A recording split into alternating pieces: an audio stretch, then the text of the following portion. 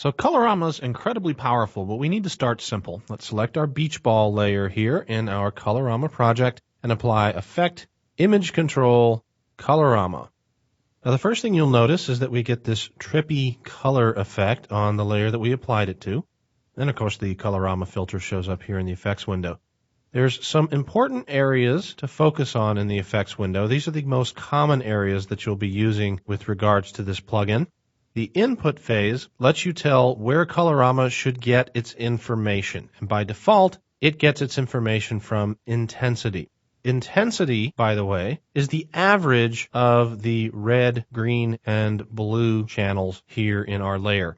There are different ways of determining the brightness of a layer, and Colorama allows you to work with several of those methods. Intensity, lightness, and value are all different ways of determining brightness from a color image. Intensity, as I just mentioned, averages the three channels. Lightness chooses only the brightest and the darkest channel and averages the two. And value simply takes the brightness channel and creates grayscale from that. All three are useful for different conditions. Colorama also allows you to get its information from an individual channel, say the red, the green, or the blue channel. It also lets you get only the hue information from an image and ignore the luminance altogether, as well as the saturation, which is a very limited usefulness actually, but it's there if you need it. And of course the alpha channel, or of course no information at all, which is only useful when you want to add a phase, which we'll talk about a little bit later. For now, we'll just keep things set to intensity, and we're going to close this down for just a second and take a look at the next twirly, which is the output cycle. Now the output cycle is where we choose and modify the gradient that will be applied to the input value that we've chosen in the input phase section. All right, so we're taking the intensity and we're remapping that intensity to this gradient.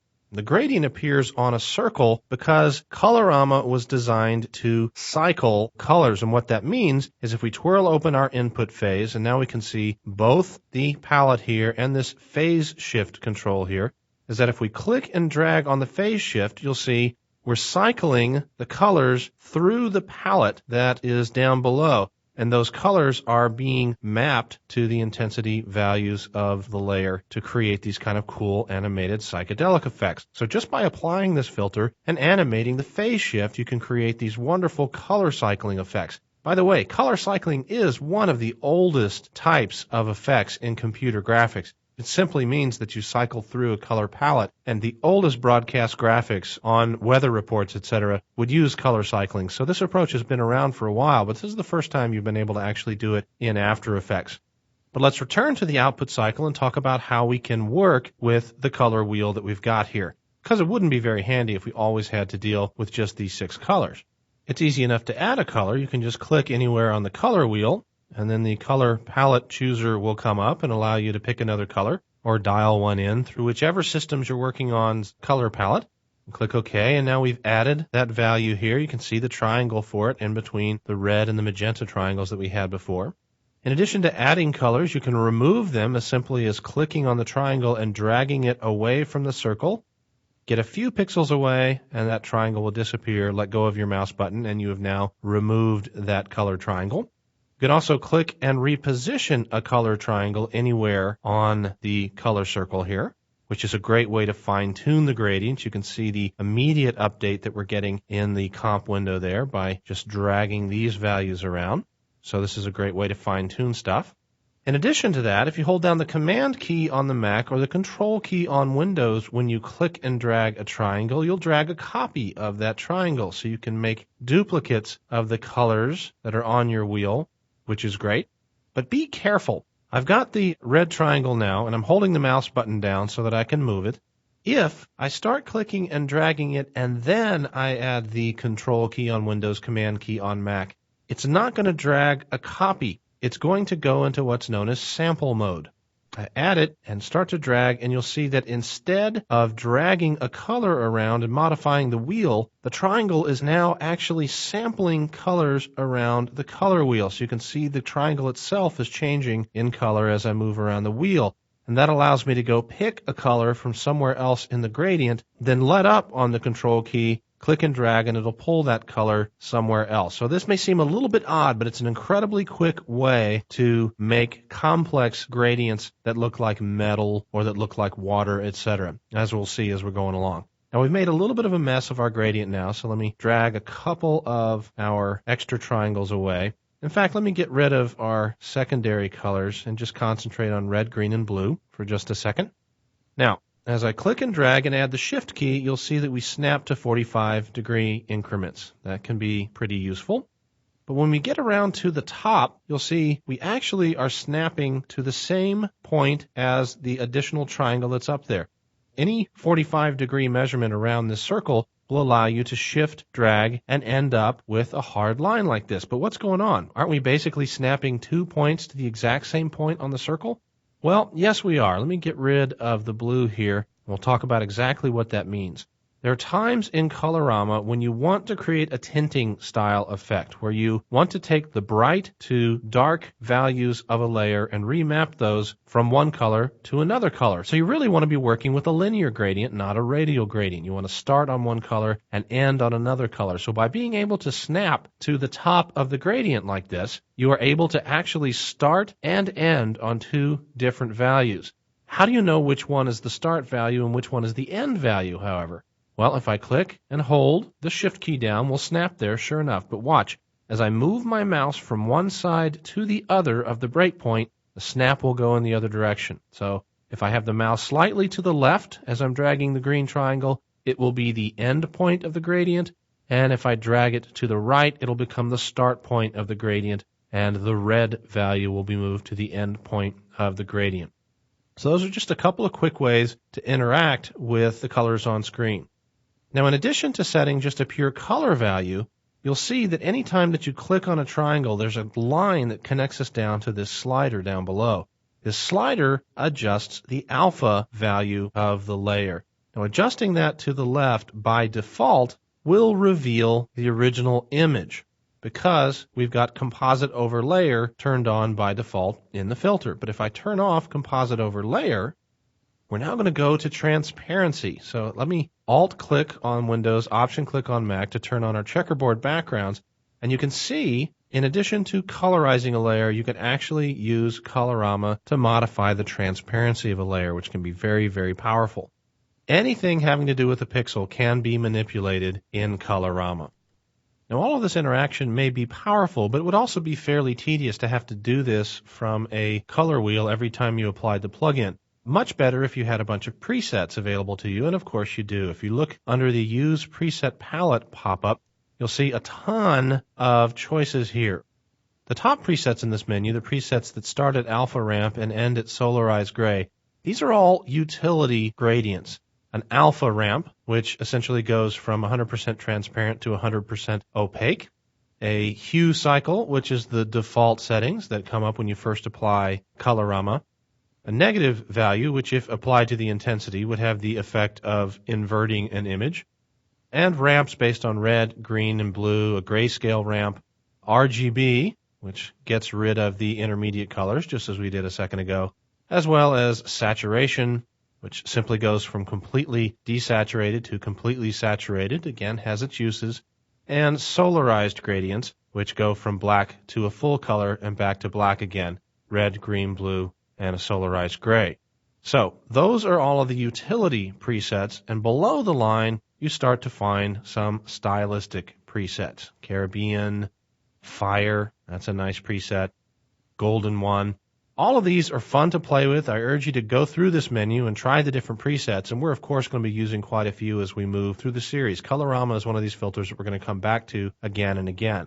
But now that we've added this golden preset, let's just jump back up again real quick to our input phase and see how quickly we've created a really nice effect that then if we animated our phase shift, we'd have a beautiful sort of embossed gold effect going on there in our window. So very, very little effort, and we've created a really interesting effect. So by all means, play with the presets. They're really, really cool. Close the input phase back down again. And let's go back to our hue cycle. And the last two items that we'll see here in our output cycle section are cycle repetitions, which is by default set to 1. That's one trip around the circle. If we crank this up, if we just set the value to 2, we're now basically taking the original intensity of our layer and mapping it twice around the color cycle. What that means in effect is that you're going to get these interesting stylistic bands. If I just click and drag this to the right, you'll see how quickly we turn this into something that looks like it's from Yellow Submarine. A real interesting kind of an op art effect. Well, that has its uses, but this isn't one of them. Let me set that back down to 1 again. And the other choice in here is Interpolate Palette. Right now, these values smoothly transition from one color to the next, so that we have all of these intermediate color shades in between the triangles. If we turn off Interpolate Palette, we'll have hard edges between the triangles, and you'll see a very posterized effect here in the window. Colorama is an excellent posterizing plugin for taking an image and converting it down to just solid colors. It may look a little hard to control now with these default settings, but we'll talk in just a second about how to adjust the modify settings to have a little bit more specificity.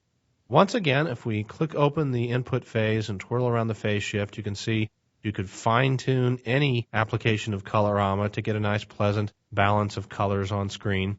And of course, you can fine-tune things also by dragging around the wheel itself. If I felt we needed a little more magenta in here, I could actually control drag another magenta triangle or command drag on the Mac, and we create a bigger slice of magenta that way.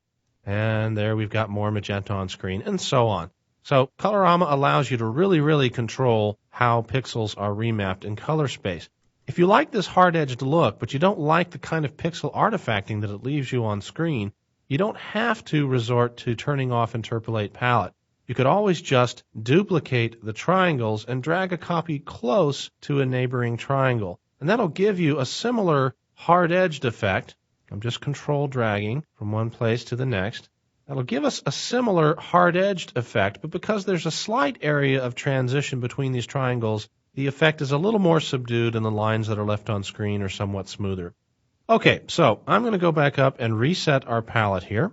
That gets us back to our original state. Remember, we're getting our phase from intensity. We're modifying it with a hue cycle. But what exactly are we modifying? Well, by default, we're set to modify all the pixels on screen. That's basically just mapping red to red, green to green, blue to blue, and alpha to alpha. You can tell it not to modify alpha if you like. We'll adjust this later because there's certain situations where leaving this on will result in a noisy alpha channel. But for now, we'll leave that on. But look, we have other choices in here. We could just affect the red channel if we wanted to, which gives us this kind of an interesting effect. Or just the green channel, just the blue, combination of red and green, but not blue, and so on, green and blue, red and blue, or just modify the hue. Now, this is a cool thing.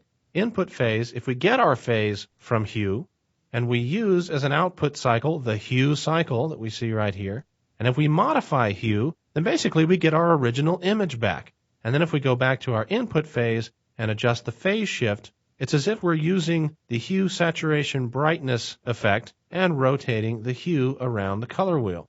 All right? Well, that's very cool. But if instead of that, in our output cycle, we could mess around with these colors, and let's say get rid of this and just add this, get rid of this, you can quickly remap the colors of an image without affecting their luminance at all. So essentially we've created a really nice colorized effect on this layer, basically converting all of the colors in the layer without otherwise affecting the brightness of the layer at all. And we did that by getting our input phase from hue and setting things to modify hue. Let me reset once again. Let me set us to modify hue. Let's see, we got our phase from hue, so we're back again to a neutral beach ball. And let's take a look really quickly at these last few options here. Composite over layer we've already looked at. You could turn that off if you wanted to affect an alpha channel. Blend with original is fairly obvious. It shows up in a lot of plugins where you can mix the Colorama affected layer with the original layer. But the masking and pixel selection are two areas that allow you to choose the part of an image that you want to be affected. Masking allows you to actually choose the luminance of another layer to act as a mask. This works exactly the same way as a track matte. Or the pixel selection tools, which are essentially similar to keying tools, allow you to, with an eyedropper, choose a color on screen and then modify the range, the matching tolerance, and the matching softness to only have Colorama affect a certain number of pixels on screen. Let's go to our input phase and crank the phase shift around a little bit, and you'll see that we're affecting everything on the screen fairly equally. If I spin this around to a cyan, you'll know that we're pretty far from the original yellow. I'll close that back down again. And now instead of matching mode set to off, let's pick one of these other modes. Let's choose RGB, and you'll see that we've selected a good chunk of the yellow pixels. And if I crank up our matching softness, we'll get more of that yellow into the selection. And now we're able to, just with a couple of quick adjustments, modify pretty much just the yellow pixels, perhaps a little bit of the red, and convert those around to another color. If we try different modes, however, if we just choose hue, perhaps we might get a better effect. That definitely seems to isolate a little more of the yellow, but it does give us a little artifacting around this edge. So let's try chroma. Crank our softness down. We probably don't need quite that much softness.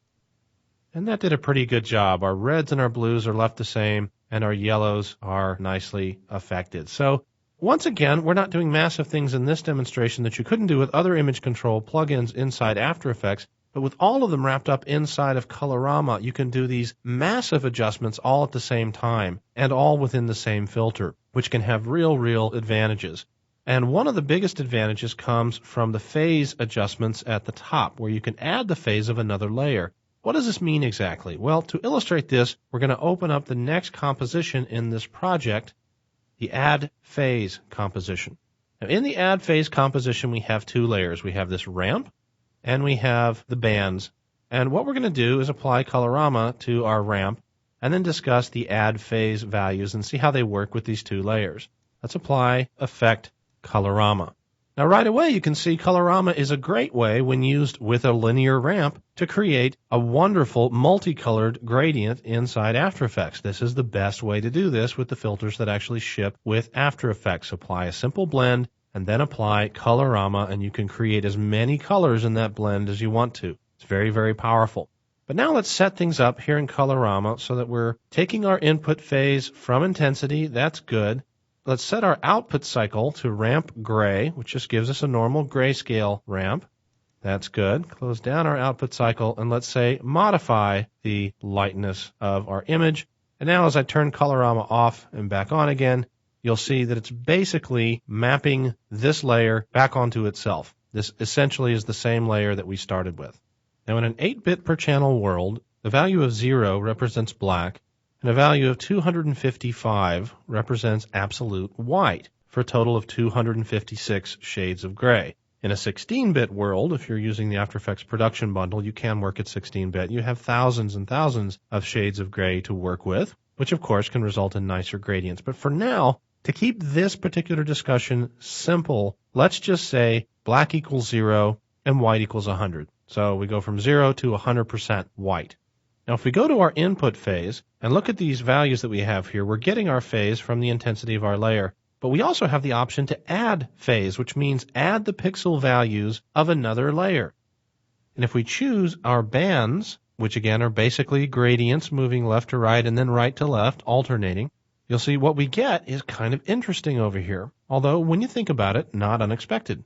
The white stripes are the result of two inverted gradients being added to each other. So 0 plus 100 equals 100, 50 plus 50 equals 100, 100 plus 0 equals 100. So we have uniform white where the two inverted gradients lie on top of each other. But when two equal gradients lie on top of each other, the values add together more quickly. So that 25 plus 25% equals 50. So instead of having a 25% gray before we applied the Colorama, we now have a 50% gray about a quarter of the way across. We go all the way to a 100% value when 50% gray is on top of 50% gray. And then what happens? What happens is we immediately roll over from 100 back down to 0 again. And we do that because add mode is set to wrap. That means as we're working our way around the output cycle, when we get back up to the top again, we wrap around and start once more at 0 and go back up again. All right? But if instead of set to wrap, we choose one of the other options, like clamp, that means anything above 100 will simply be set to 100, period. So 150, which is way up here in the upper right-hand corner, 75 plus 75, is still equal to pure white. Anything above a certain value is essentially clipped. The other options we have are averaging, which gives us our original gradients back for our first, third, and fifth stripe, but takes what were our white stripes down to an intermediate gray, which is the average of those two inverted gradients on top of each other. And the other choice is screen mode. And screen mode, which basically gives us the rough equivalent of the screen transfer mode that you would choose down in the timeline window. It also gives us a few artifacts, as you see here. What's up with all these things? Well, why would we want to add phase to begin with? Well, because it gives us some interesting stylistic options. We'll talk about those in just a couple of seconds, but it's important to know that these options are here. The most important thing to take with you from this discussion is, like many other of the former evolution filters, this filter allows you to use one layer's pixels to modify another, and that's the most important thing. We'll talk about reasons why you would do that later on in this lesson and later on in this series. So let me close down this particular composition. Let's talk about a couple of just practical things that you can do with Colorama. Let me double click our sketch frame blending and show you that we have this cheer movie. This is a cheerleader from Florida. And what we're going to do is use Colorama, which we've already applied to this layer, to actually create a nice pencil sketch kind of look. This is the sort of look that you can get with various third-party filters and which you used to be able to get with the gallery effects filters that you could work with inside After Effects, but pretty much don't work anymore. But you can definitely do that with Colorama. Let's just turn on Colorama and let's adjust our output cycle. We don't want this multicolored output cycle. Instead, I'm going to choose just a ramp gray. We've used that one before. And now I'm going to play with it a little bit. Let me drag our white triangle out to the left here, add the control key to drag a copy of it. And I'm going to drag a couple more copies of the white down here, and then control drag the black around to the bottom. And you can see we're starting to get what looks like a drawn-in sketchy effect, which looks pretty good. Pretty good already. If we want to fine-tune it from here, we can go to our input phase, adjust the phase shift around. About there. That really preserves the detail in her face, which is extremely important. And now if we generate a quick preview of that, you'll see that what we have are individual frames that look on their own pretty darn good. But when we play the whole thing back, it suffers from what I used to call gallery effect syndrome, which is that it's very, very obviously a video clip that's just had a simple computer effect applied to it. You see this sort of thing all the time in commercials. Nobody can draw this much detail this fast and have it look this accurate. It's just an obvious processed video file. Well, a great trick for getting around this, now that we've set up our sketch effect pretty much the way that we like it, a great trick for getting around this is just changing the frame rate of the composition. Let's bring up our composition settings. Here we go. And instead of 30 frames per second, which is what we're set to by default, I'm going to change it to 10 frames per second and click OK. So now we have a slower frame rate,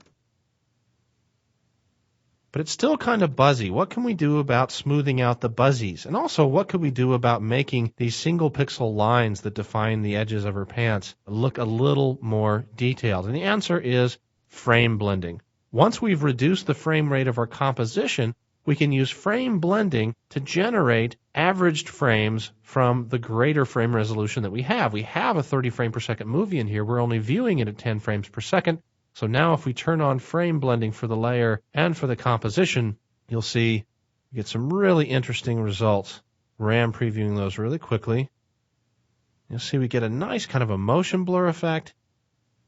And the results also tend to smooth out the noise that was prevalent in the previous go-around, and I think the results end up looking a lot more organic and a lot more hand-drawn. A much more pleasant effect, much more pleasing to the eye. So let's finish up this discussion with a more real-world project, an actual recipe that shows us one really cool thing to do with Colorama. Don't worry if this discussion feels abbreviated. We're going to be coming back to Colorama over and over again. It's one of my favorite filters, so we'll be using it again throughout the series. But for now, just let me close down this composition and open up the Liquid Chrome logo composition. And what we have here are several layers that we can look at. We've got a fire layer that's a little blurred out. It's an Art Beats fire. We have a front fire that's basically going to be composited in front of our effect. And we also have a couple of text layers, one that animates in across the top and one that animates in across the bottom. And on top of all of those, we have a Chrome logo, which is a black logo that comes into screen. We can't even see it right now because it's basically black with an alpha channel. So let me view our RGB again. And let's take a look at this layer. It has a few effects already applied to it. These are very simple effects. If we turn on our ramp, you'll see we've got a ramp starting at the top of the letters, going down to the bottom. This is your standard run-of-the-mill After Effects ramp. In addition to that, we've applied bevel alpha. Bevel alpha, we're even going to crank up higher than the values that we see here. We're going to actually crank it up so high that we start to get kind of ugly artifacts here in the logo. We don't really care so much about those artifacts because we're going to follow up the bevel alpha with a channel blur. Channel blur is a great filter in that it allows us to blur the contents of a layer without affecting its alpha channel. If we simply set blur values for the red channel, the green channel, and the blue channel, we can end up with a nice blurred out version of a layer. Let's go 777. That still has a perfectly sharp alpha channel if we check its alpha here in the window. So that's pretty good. We've got some nice soft information to work with in there. And now to that, let's apply Colorama. Already, by default, with that work that we've just done, Colorama is giving us some interesting effects. All this stuff is parametric, so we could go back and adjust stuff. We could click and drag around the original ramp if we wanted to, and you'll see how quickly Colorama keeps up with things. That's pretty cool. Undo that. We can also go back to our bevel alpha and adjust the angle that the light's coming from. See how Colorama keeps up with that. That's pretty cool. But let's go into Colorama and try choosing a couple of different output cycles. Let's say, for example, we wanted to choose a horizon. That'll give us this nice chrome reflection.